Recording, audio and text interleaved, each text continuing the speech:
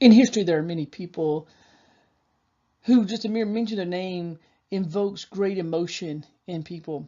In Christianity, one of those people is Paul, the Apostle Paul, most noted for being probably the first and greatest missionary that Christianity has ever seen. He's often misquoted. He's often quoted.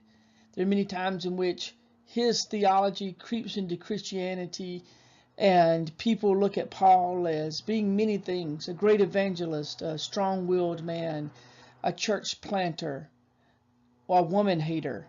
A person who I believe is probably misunderstood in a lot of ways, because when we start looking at the Apostle Paul, we see a human who was trying to figure out what it meant to follow the risen Christ, what it meant to follow the Messiah, and how he could best get that message across to the people who he ministered to. The series I have entitled Deconstructing Paul, Reconstructing Paul, because I believe Paul is misunderstood. I believe there are times in which he gets the short end of the stick, and sometimes he gets the long end of the stick. People have used his words to bash others. He has used his words and proof text his writings in order to further their own personal agendas.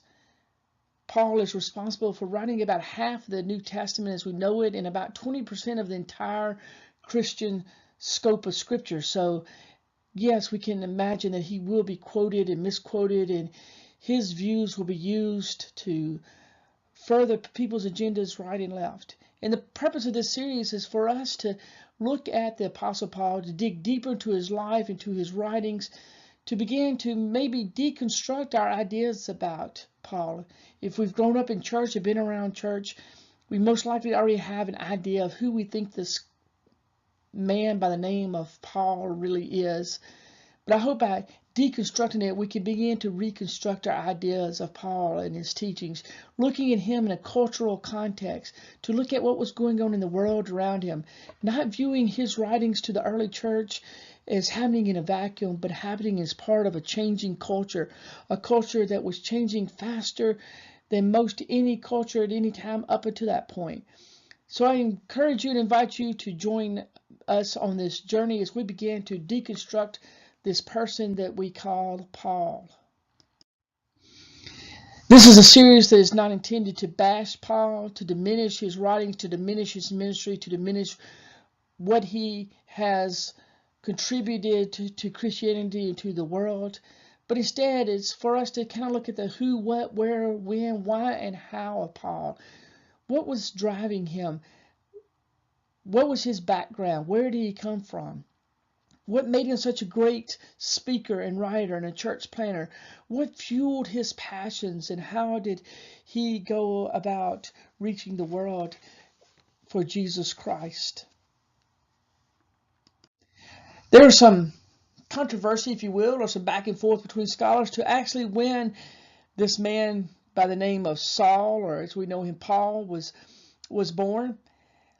Somewhere around AD 6, give or take a couple years, and either way, there was a baby born to a Jewish family living in the city of Tarsus, which is in modern-day eastern Turkey. A baby who was born to a merchant family. A baby who was born about the same time as another baby was being born in a small town of Bethlehem. Except for this baby born in Tarsus, there was no star. There were no wise men showing up. There were no shepherds. There were no hosts of angels singing in the heavens. It was just seemingly another baby born to a family in Tarsus. By the time that Saul was born in Tarsus, it had a long history. A history which included being ruled by the Hittites. A history of Alexander the Great bringing Hellenization to it, as well as being the place that Cleopatra first met Mark Antony in about 41 BC. Tarsus was a seaport city that had natural rock formations which protected it, which helped ships sail in and out safely. It was also a town of about 250,000 people. That's roughly about the size of Durham, now North Carolina. Shout out to all you Dukies out there listening. It was also a city which invested its wealth back into natural beautification projects, public health, good roads, and especially education. The important thing that happened to Tarsus happened a few decades before Paul was born, and that is that Tarsus was granted the status from Rome of being a free city. That meant that it could make its own laws, it could have its own customs, it could have its own rulers. It was free from being subject to the Roman guards. It was free from paying taxes to Rome.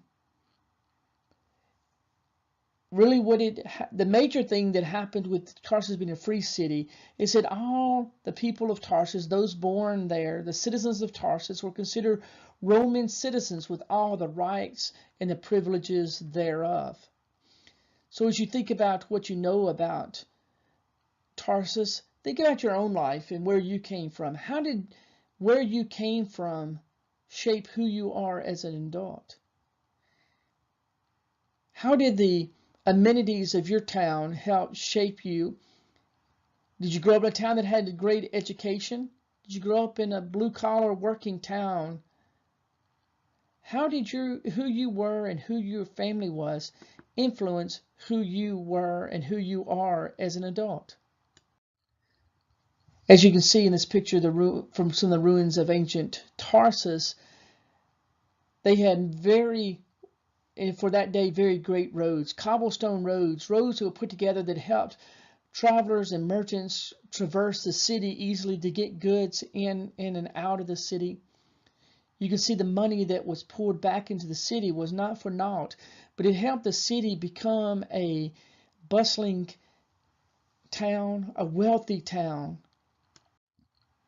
Here again, more of those beautiful roads of ancient Tarsus and the ruins thereof. Again, a lot of money came through Tarsus, and a lot of money was invested in the city because there was money to invest, because taxes weren't being sent to Rome. Instead, they were staying there in Tarsus, helping to strengthen the education system, helping to build better roads, helping build a strong infrastructure. Part of the ruins of Tarsus is the Tarsus Gate, which is also known as the Sea Gate. This is the gate that it was believed that Cleopatra sailed under, disguised as the goddess Aphrodite in about 41 BC. She came through there to meet Mark Antony. She came in disguise because as a ruler of the Egyptians, she would not have wanted to be spotted, but being so beautiful, she could easily disguise herself as the goddess Aphrodite. And here you have a basalt on the way through the Cleopatra Gate, and it was one of the main arterial roads that provided access to the entire region.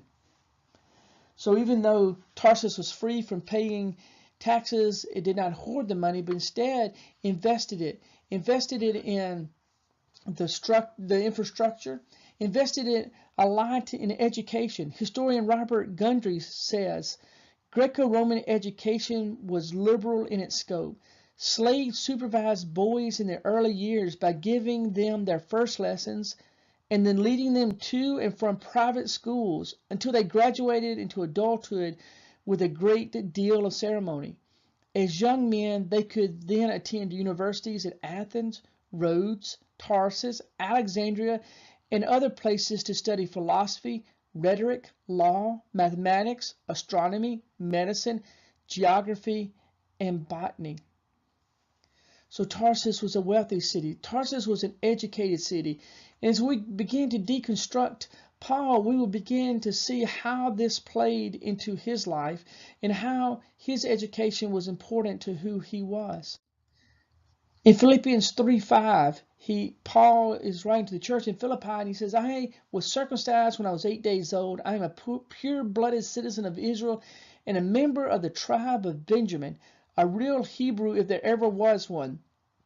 I was a member of the Pharisees who demanded the strictest obedience to Jewish law. And in this passage, we get one verse, rather. In this one verse, we get a lot. There is a lot to unpack here. This one verse says a whole lot about who Paul was. From his very beginning, Paul had enjoyed the advantages of being a Roman citizen, because being a Roman citizen meant that if he was ever arrested, he was entitled to a fair trial. And if he did not like the outcome of the trial, then he could appeal directly to the emperor for judgment. This plays a huge part in the life of Paul later on. We will see that after an unfair trial, he requests an audience with Caesar, and he is sent to Rome. So on top of being wealthy and well educated, Paul had the privilege of being a Roman citizen. Again, think about your own life, the people you know, the people you grew up with. Did you grow up with wealth and prestige? Does your name carry meaning in the city that you live? We can begin to see that Paul is going to be shaped by these views and who he was. We can tell from Philippians 3:5, from the very first sentence, I was circumcised when I was 8 days old. To you and I, we think, okay, wow, great, wonderful. Yes, went to the rabbi, got a little snip, and everything's okay. But for the first century readers, especially those who were coming out of Judaism, they knew what that meant. The catchphrase in today's world is like a dog whistle. And if you will, that's a dog whistle phrase to say, hey, I am a good Jew. Because the law of Moses demanded that Jewish boys be circumcised when they were 8 days old. So Paul is saying, my parents were strict adherers to the Jewish law, to the Mosaic law, even to the point that I was circumcised at 8 days old. And I'm a pure-blooded citizen of Israel, a member of the tribe of Benjamin. Wow, what a lot is kind of tied up in this one. Because when he says, I am a pure-blooded citizen of Israel, what that means was he is able to trace his lineage back, as he says, to the tribe of Benjamin, which was one of the two tribes, Benjamin and Judah, which were left. They were left after the dispersion. If you remember your Jewish history, in Jewish history, the northern 10 tribes made up the nation of Israel. After Solomon's death, the kingdom was divided. 10 tribes to the north, the 10 states, if you will, of Israel, made up the northern kingdom. Judah and Benjamin of the southern kingdom. And as the Syrians came in and took over the northern kingdom, they dispersed the nation. They spread them out to all parts of the Syrian Empire. And to this day, we've not heard from them. You'll hear people talk about the 10 lost tribes of Israel. This is what they're talking about. So what has happened in essence is these 10 tribes being dispersed meant that those who were from Judah and Benjamin, the tribes of Judah and Benjamin, believed that they were pure-blooded. The others had married outside the Jewish faith, so they were not pure-blooded. Also, too, what's interesting is that being a member of the tribe of Benjamin really meant that you were a warrior at heart. It has been said that, the tribe of Benjamin were people who lived by the sword and died by the sword. If you remember the story, the Old Testament story of Joseph and his amazing Technicolor Dreamcoat. In actuality, he did have a beautiful coat. He was the firstborn of his father's beloved wife, Rachel. If you remember the story of Jacob and Rachel and how he loved Rachel, he worked for 7 years only to be tricked into marrying Leah, her sister, and then being allowed to marry Rachel and work another 7 years before he was released from his uncle Laban. And Joseph was the firstborn of Rachel, his beloved son, his beloved wife. And Joseph was treated differently. He was more loved by his father. The second child of Jacob and Rachel was the child by the name of Benjamin. Rachel died shortly after giving birth to Benjamin. And by the time Benjamin was born, and as he was coming up, the story said he most likely was told that it was that his brother was dead. Joseph had, been eaten by wild animals, but in actuality he was down in Egypt. And it could have been that when Joseph kept Benjamin back during that famine time, when he tricked his own brothers during that time to go back and bring their father with them, it could have been that he wanted Benjamin to be there because Benjamin was a connection to his mother, a mother he had not seen for years and years, a mother who he never saw again after he went to check on his brothers that fateful day in the wilderness. But when the time came to give the prophetic blessing upon each son, right before Jacob died, he said these words to Benjamin: Benjamin is a ravenous wolf, devouring the prey in the morning and dividing the spoil at night. Wow, what a blessing that is. Calling your son a ravenous wolf, devouring prey. You can see just the barbaric, almost primal imagery that pulls up. And it's interesting how this plays into who the tribe of Benjamin would become. They would become fierce warriors. They would become known for being great archers. They are one who received the smallest amount of land when it was divided up after the nation of Israel came back out of captivity from Egypt. But they were also very much ready to fight. They were likes to fight guys, to the point that they taught their warriors how to fight left-handed, because in that world most people fought right-handed, but they could easily go to their left hand. They were ambidextrous, and that allowed them to get an advantage. In fact, there's a great Old Testament story about the tribe of Benjamin and a man in that tribe whose wife was brutally raped by another man in another tribe, and they declared war. They invited the others to join them, the other tribes to join them against this tribe. And even when others didn't really join in, the tribe of Benjamin went to war. And they were outnumbered about 420,000 to like 20,000, some ungodly numbers such as those. But yet they fought, and they kept the other tribes at bay for several days. So these are all fighting people. So you can imagine, if you're from the tribe of Benjamin, the stories that were told about your ancestors, the great warriors, the skilled archers that they were, and how much pride they had in that because they were pure-blooded. They weren't like the others who allowed themselves to be captured and lose their Jewishness, but they're pure-blooded members. And then Paul says, I am a member of the Pharisees who demand the strictest obedience to the Jewish law. And as an educated person, this would have been very important to Paul, because the Pharisees believed in following the Jewish law to the dot and tittle of the law. In every exact detail, they obeyed the law of Moses. There was no wavering from the law of Moses. They were looked upon with great awe, and it was a privilege and an honor to be a Pharisee, for not everyone was cut out to be a Pharisee. Only the smartest and the brightest and the best would have made it to that level. For the Apostle Paul, he would have moved up the ranks from a small Jewish boy in Tarsus to becoming a Pharisee, someone who was responsible for the laws. And there were a lot of rules. The Pharisees, in their zeal to keep the laws of Moses, they built a tradition of rabbinic rules to protect these laws and to help people know what it was expected of them so that they could follow God. Because being a good God follower meant that you followed every rule to the detail.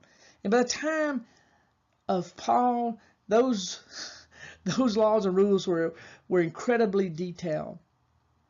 You know, there were laws that restricted you to work on the Sabbath, and the rabbis and the rabbinic tradition took it a step further, and then not only could people not work, but they defined what it meant to work, what they could carry and what they couldn't carry, how many steps they could take, and what constituted work.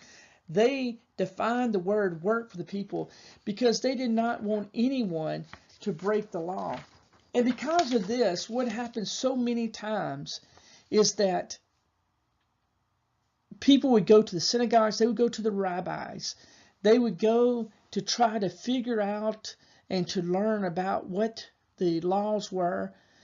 and make sure that they were following the laws to the strictest ability that they had. They did not want to waver from it because they did not want to offend God.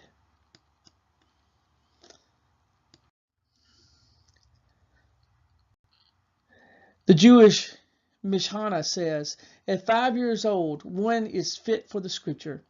At 10 years old for the Mishnah. At 13 for fulfilling of the commandments.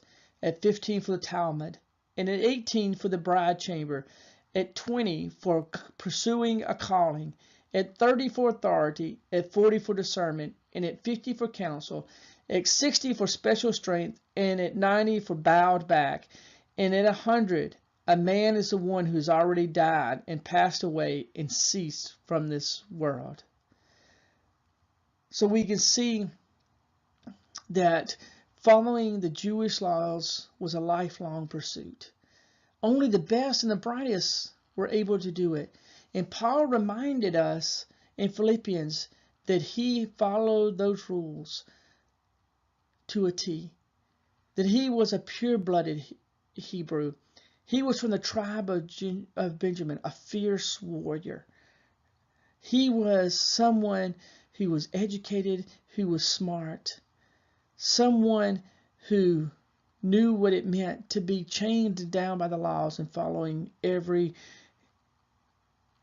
dot, every tittle, every interpretation of the law. He also knew what it meant to have the rights and privileges of being a free citizen of Rome, which later plays a huge part in his life. So as we begin to deconstruct Paul a little bit, hopefully this lesson has let us see a little bit of who he is, to begin to get an understanding of what he was all about, to begin to see how maybe his background begins to shape him, how coming from a wealthy merchant city who has special rights and privileges played into a Jewish belief system in which they were God's chosen, they were special people. How being most likely a very smart child, probably someone who had memorized the Torah, who could recite the Torah from memory, someone who had a future of being a Pharisee, who wanted to move to being a ruler, someone who most likely wanted to be a part of the Sanhedrin, that group of 70 men who ruled Jerusalem. He was ambitious, he was strong, he was smart. And as we think about Paul and how he was shaped by all these factors, take a moment to think about your own life. What factors shaped you? What type of background do you have that informs who you are? What type of background do you have that makes you who you are today? And how does that background affect how you do life today? Did you come from a very dogmatic, strict Christian upbringing? Did you come from a background where you were taught that being a good Christ follower was following every dot and tittle of the law, and that you wanted to do whatever you could not to offend God, that you did not want to fall out of favor with Jesus because you didn't follow his rules and his laws? Maybe you came from a very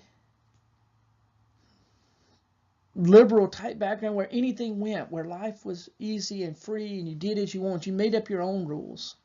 Maybe you didn't come from a Christian background at all.